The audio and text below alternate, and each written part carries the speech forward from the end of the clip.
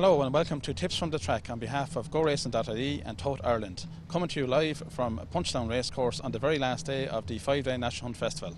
I'm Martin Murphy for Horse Racing Ireland and I'm joined by Dave Jennings of the Racing Post. Well Dave, unfortunately we seem to have lost our Tote representative, so it's all on your shoulders today. Good day yesterday, you had a couple of winners. Yeah, I think I'm the reliable one this week, Martin. Maybe not with the tips, but I'm turning up anyway. It was a great day yesterday. Fantastic, obviously, for Jessica and Jessica Harrington. As somebody said, no matter what she has, seems to just all her team are just in top form this week, and obviously it's fantastic after Johnny dying and everything. So it's a real sentimental week for Jessica anyway. Absolutely. Well, the big thing today, of course, is the battle for the Owners' Championship. Gigginstown Stud currently lead by about 14,000 over JP McManus, and in the very first race in the 230, the Irish Field Chase, I fancy one of JP's here, the horse that won the other day, Be Positive. Do you think he'll go in again?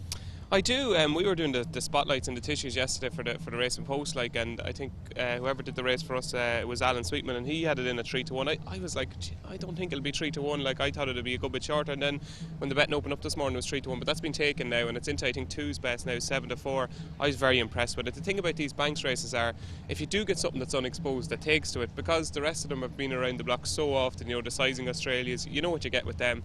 I thought Be Positive might be just a little bit different to the norm. Seemed to really enjoy the banks and came away quick, gave its fences plenty of air, and didn't have a hard race at all the other day. I was really impressed by it. This is obviously a big step up. That was a desperate race the other day, but sometimes you have to visually see a race, and I thought visually he was very impressive, and I'd expect him to win again today. Well, that's a good start, Dave. At least we're agreeing with each other in the very first race. So and then we go to the next one, which is the 305, the Madra Irish Dog Foods Handicap Chase. You really want a horse to stay here because this is over 3 miles 6 furlong. Gigginstown have Fultz and Blue going for them here and carry each other as well, so that should be an interesting one. The one I like myself, around 8 or 9-1, is Raji, who came back and ran a good race at Fairyhouse last week in his first run of the year when he finished third.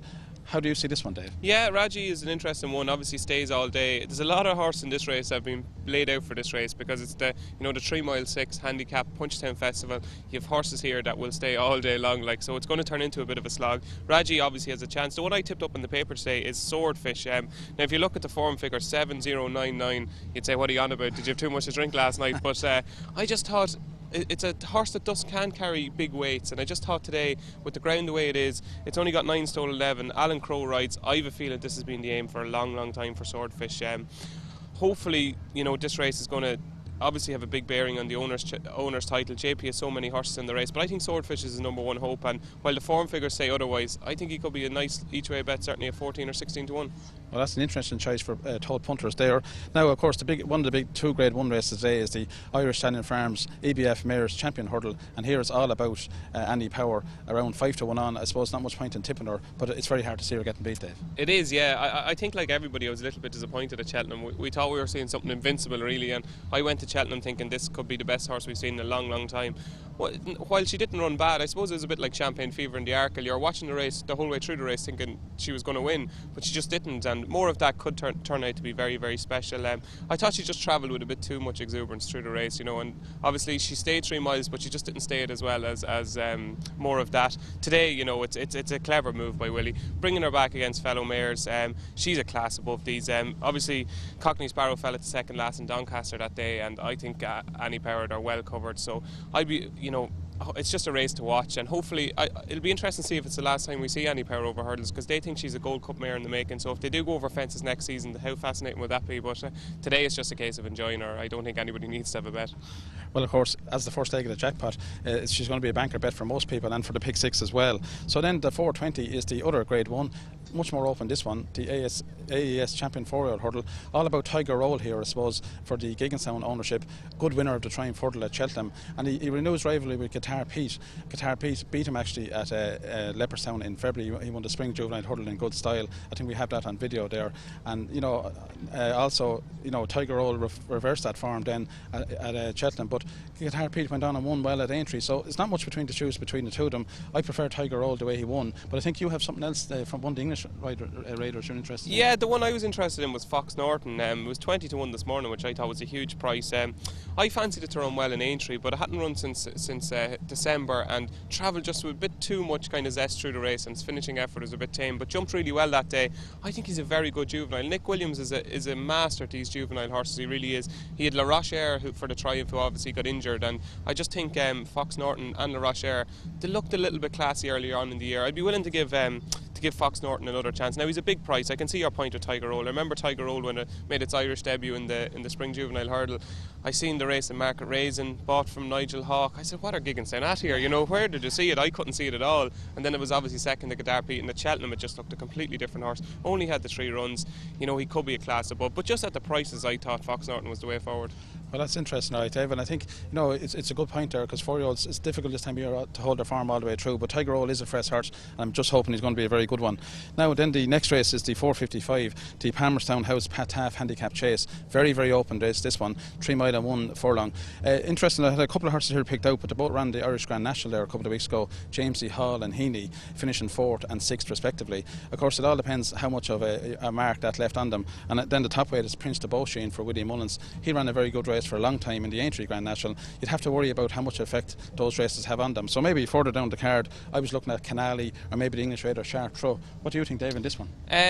Yeah, of the 2 that ran in the Irish National that you mentioned, I prefer Heaney. I thought Jamsie Hall ran a cracker, and at one stage looked like it was going to get there, but it doesn't win very often, and I thought Heaney was the one probably coming a little bit fresher into the race. I thought he was the one of them two. The one I thought at the prices again was bigger than I imagined it to be, was Wrong Turn of Tony Martin's. This horse was only 12 to 1 for the race that Holywell won at Cheltenham, the handicap on the first day, off a rating of 131. It was fancied for that race off 131. It's only off 120 today. So if they fancied it off 131 at Cheltenham, off £11 lower here, it has to have a super chance. He's just a little bit quirky. He has failed to complete on numerous occasions when I fancied it. I thought he was going to win at Gorham Park one day earlier on in the year. Fell at the second last with Brian Cooper. I think with a clear round, if he is back to his best, on ground that he like, I think Wrong Turn is a decent each way value at about 14 to 1.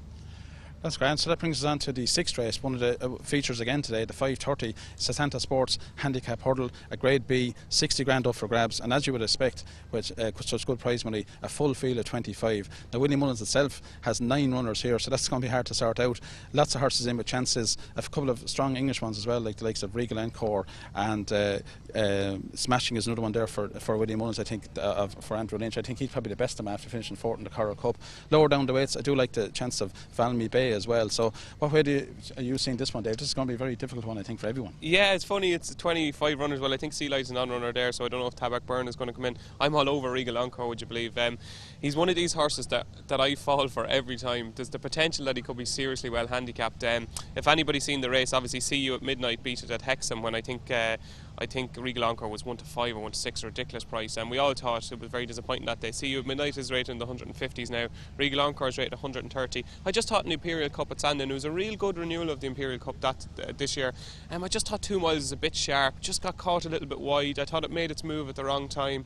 I think 2 mile 4 around here, and it's interesting, Anthony Hollyball, he had a virus in his yard and he thinks they're just coming right now, and I just think off 130, reading between the lines, he thinks this is the best horse he's ever had. So he's only rated 130.